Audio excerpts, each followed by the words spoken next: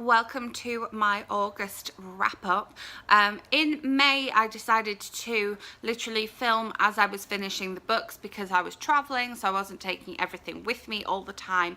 And in August what I've decided to do is film a wrap up at the end of each week, just because I did the booktubeathon at the beginning of August, and so I read an awful lot of books that week, and rather than repeating that wrap up in my booktubeathon wrap up and then again here and having to keep the books that I had from the library, because I read a lot of library books that week, I can send the books back to the library and other people can have them. Because I had this dream that the librarians were like, Katrina, you have too many new releases out the library. You need to bring them back so that other people can read them. And I was like, but I read them. And they were like, but you don't bring them back. But I need them for my videos. Okay, so the idea for this video didn't come in a dream. That's like a total ramble. But anyway, so if you want to find out what I read in the first week of August, I'll link the booktubeathon video up here. This is going to be what I read in the second week of August, and then we'll cut to what I read in the third week of August. So it's the beginning of the third week right now. Last week I was going to say it was quite nice because I read one physical book, one audiobook and one ebook, but in fact the physical book I have here I actually listened to an audiobook. So the ebook that I read was The Book Ninja by Ali Berg and Michelle Callis. I have a review of this on my blog, which is always linked below, so you can go and see my thoughts on this one.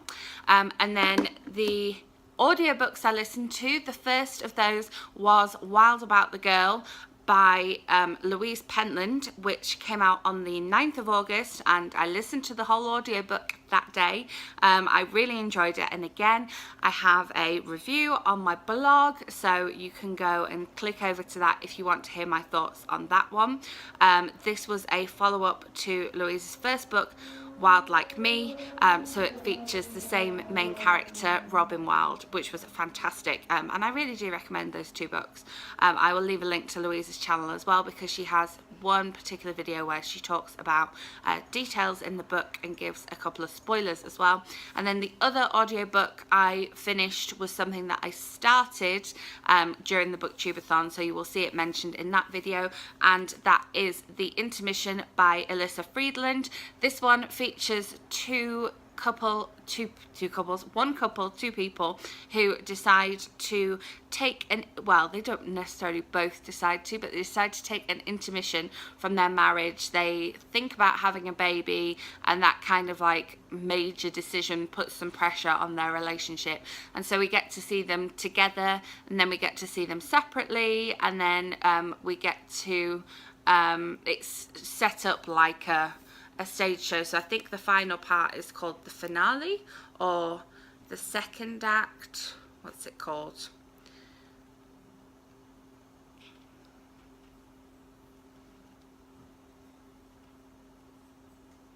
This is when, yeah, listening. Oh, it's called Act 3. That's what it's called. So yeah, we have Act 1, the intermission, and Act 3. And yeah, I really enjoyed this one. I wasn't sure whether it would be a little bit heavy. Some of the issues that come up in the first few chapters are quite heavy, and but it was really enjoyable, and it was one of those that I found myself kind of like wanting to listen to more to. So you can see that last week was a week of spending time in the car for me, given all the audiobooks. But yeah, hopefully this week we'll have some more ebooks and physical books thrown in as well. So yeah, I will cut to my week 3 wrap up. So we're now at the end of the third week of August, not the third full week, but the third reading week of August.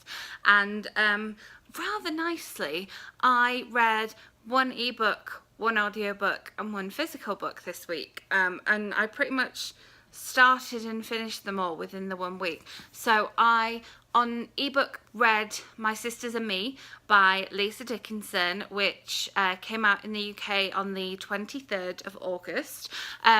If you have watched and loved To All the Boys I've Loved Before, or read the book and enjoyed the sister relationship, because I know a lot of people like that one for the sister relationship, then you will definitely love this one. I recommend ordering it on Kindle or in paperback.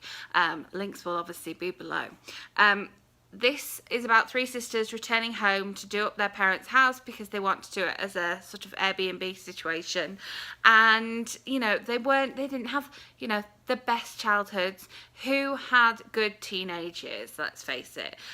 Not because of their home life, but because people in the town thought it was a bit weird that their house was in the woods and didn't like the closeness that the sisters had. Going back home gives them lots of nostalgia, and their teenage nostalgia was just exactly the same as my teenage nostalgia, which I loved. It was great seeing all the 90s throwback. Dream phone, anyone? Hair mascara, girl power, and this really is a girl power book as well. We've got one of the sisters is an environmental lawyer, another of them is this fabulous like astrophysicist scientist, and another of them is an opera singer. They all have really cool careers, and it was just a great story and lots of like strong female representation, as well as a really positive sister and family relationship. And you know, it doesn't matter if you were judged when you were younger, you can still be your own person and be your own success. Then audiobook I listened to The Dating Disasters of Emma Nash by Chloe Seeger. This is called Editing Emma in the UK, and I didn't realise it was the same book until I picked it up. And it was great because I'd been wanting to read Editing Emma. I'd seen it in a UK paperback, and then this was on the shelf in my library, and I downloaded the audiobook thinking that I could make up my mind and switch between the two, but I ended up listening to the audiobook entirely. This is a great book because it's done in terms of blog posts which are written by Emma, and it's a mainly private blog, but some other people do know about it, and so we have dates and books written in that form where we have diary entries or blog posts and it's dated always make me want to carry on reading and read on, and so they end up being a faster read for me. Being an audiobook, it was interesting because you had to keep track of, oh, we're on to a new blog post now. I think this one might work better as a physical book, but I believe the narrator is a narrator I've heard before, and she did a good voice for Emma, so I like that. The second book in this series is out now in the UK, and so I think I'm probably going to have to order it. It is on audiobook as well, I think, because I've started with the audiobook for this one. I'll probably have to go on and carry on doing the audiobook for this second one, because once I've got that voice in my head, I need to keep that voice in my head.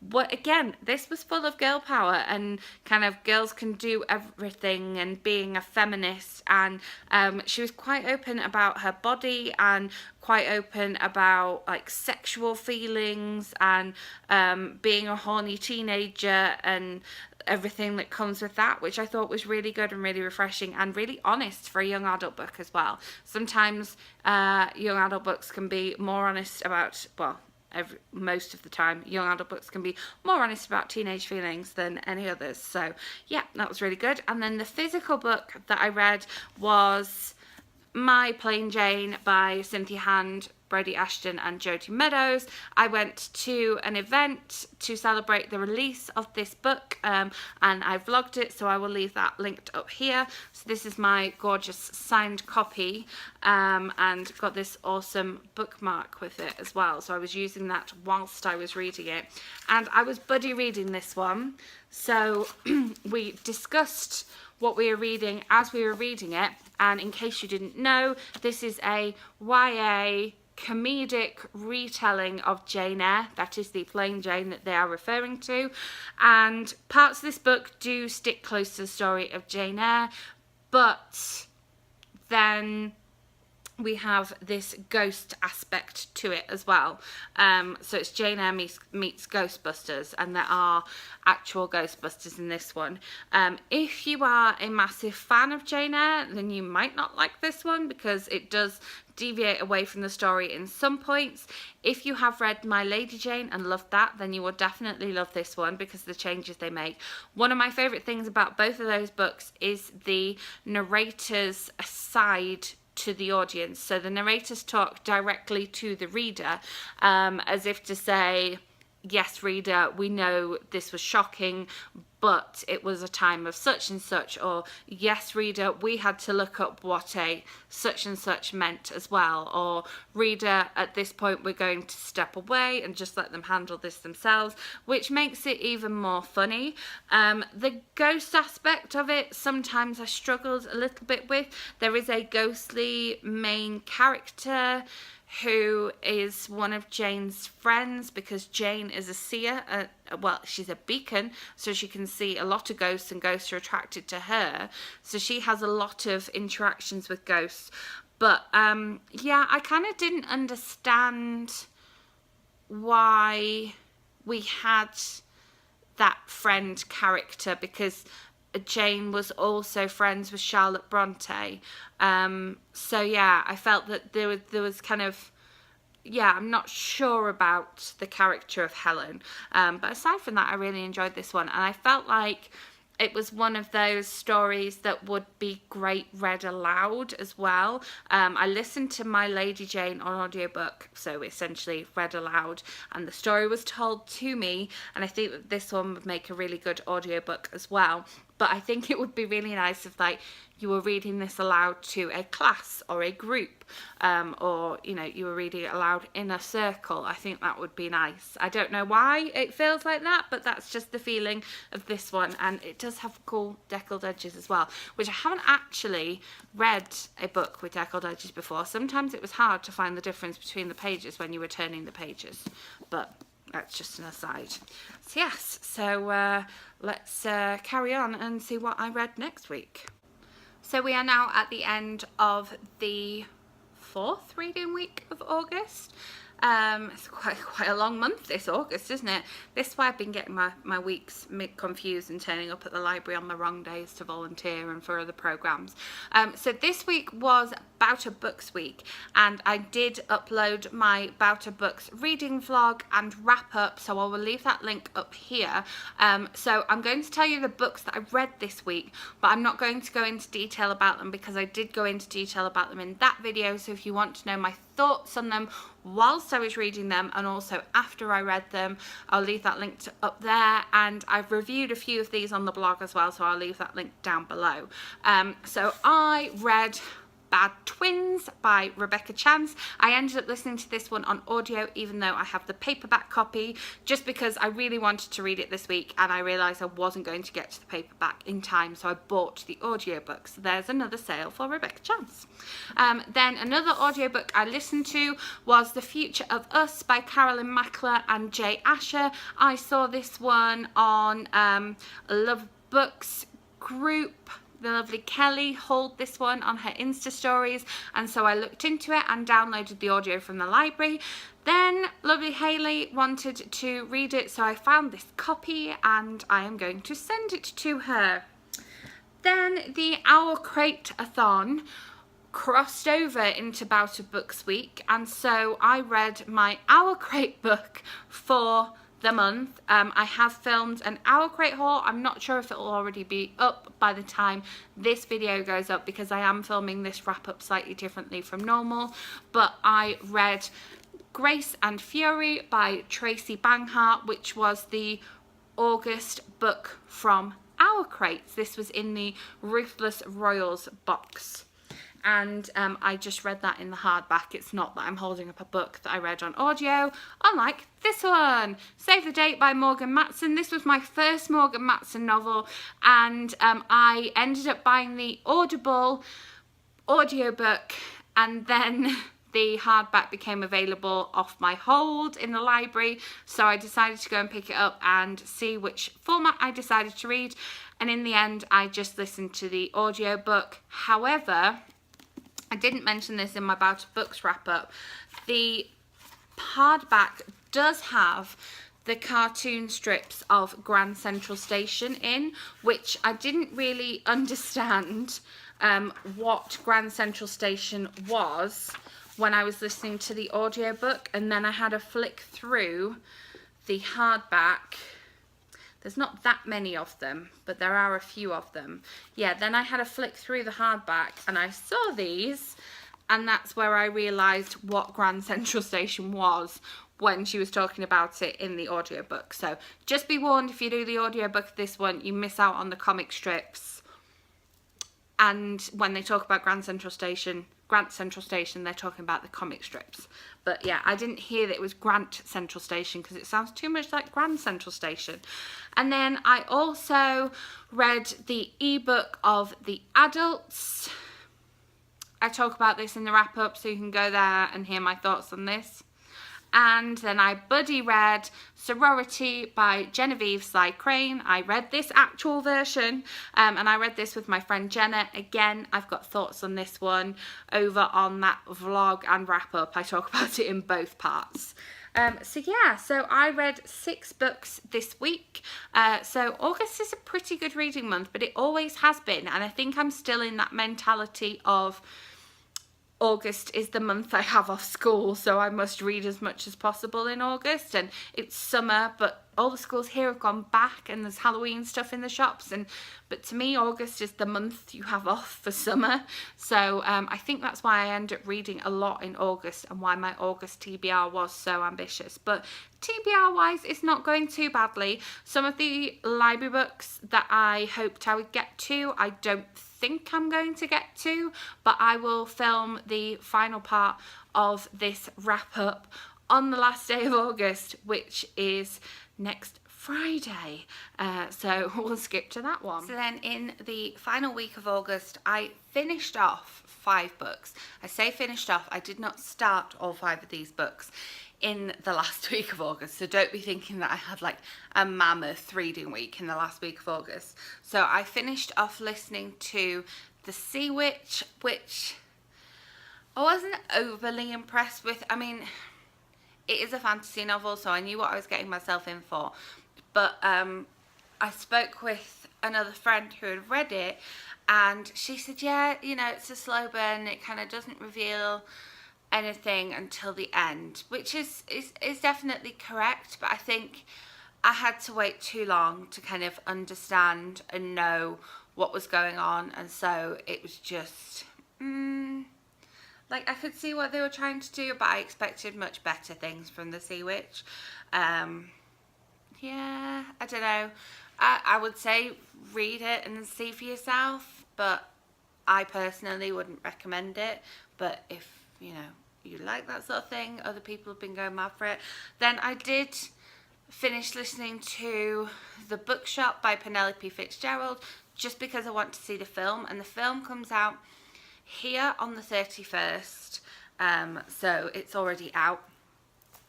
And yeah, I read the book so I could go and watch the film, but I'm not sure when I'm going to be able to get to see the film because I'm just massively busy right now, and it's not got a very wide release. So I'm hoping that it gets kind of picked up in more theatres at the end of its first week run, hopefully. Let's just hope that. And then, so that was the audiobook. It is a very short read, a very short book, a very short audiobook, because it was like 3 3/4 hours long. I listened to it in under 2, and the book itself, I imagine you would read that quickly as well. And it's a sweet story. I don't feel like I took an awful lot away from it. And it's a story about a bookshop, and about a bookshop in a small community as well, which is something that we are like massively losing. But you can see kind of why, and you can see the pitfalls of it as well, which was interesting. Then at the start of this week, I read When Elephants Fly by Nancy Richardson Fisher, and this one I did as a buddy read with my lovely friend Jenna, and we both loved it.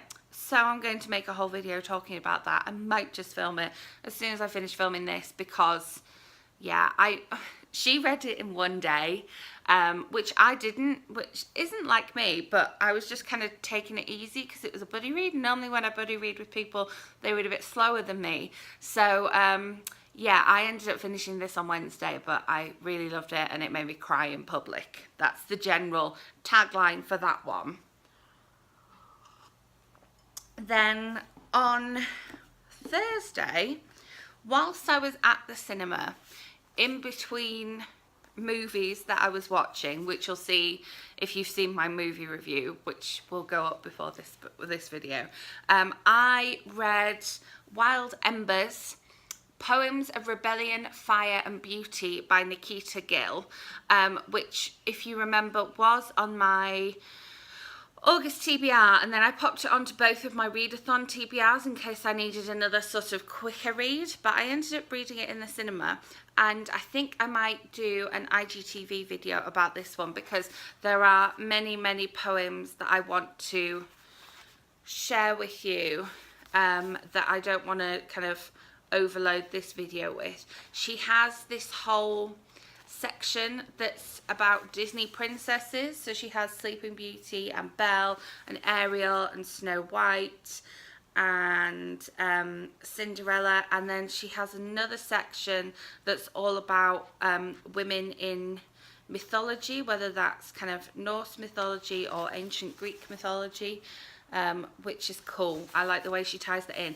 And her new book is out on the 11th, and I am thinking of pre-ordering it. It's out on the 11th here in the US, but I am thinking of pre-ordering it. I just saw that somebody had got a copy, and I'm like, oh, I'm so excited for that because it's got the fairy tale element that I really liked from this book, and so yeah, it makes me even more excited for that. But as I say, I read it in between movies, which just shows that even if you are sacrificing reading for going to the movies, you can still read a book.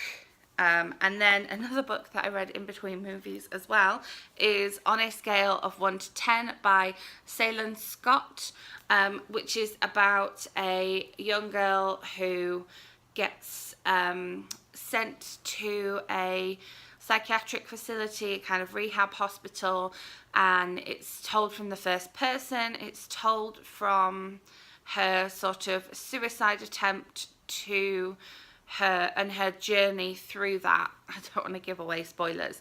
And this one obviously has trigger warnings for self-harm and suicide and just general feelings of depression and despair.